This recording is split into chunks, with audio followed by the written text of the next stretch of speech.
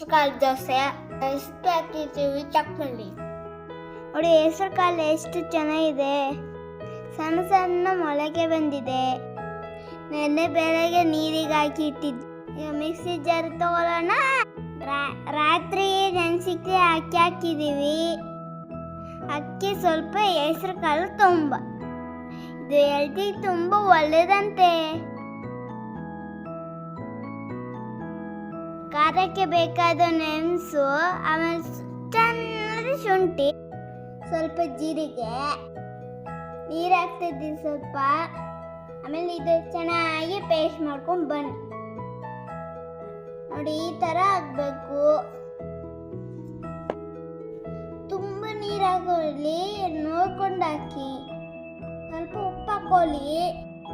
ಒಂದು ತವ ಬಿಸಿ ಮಾಡಿ. ತವ ಈಗ ಬಿಸಿಯಾಗಿದೆ. ಈಗ ದೋಸೆ ಹಾಕೋಣ.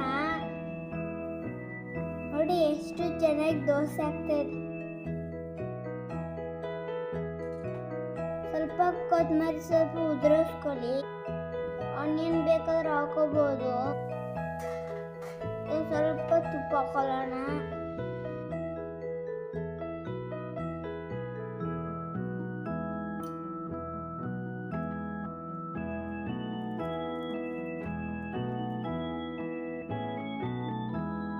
ಪರ್ಫೆಕ್ಟ್ ಆಗಿದೆ ದೋಸೆ.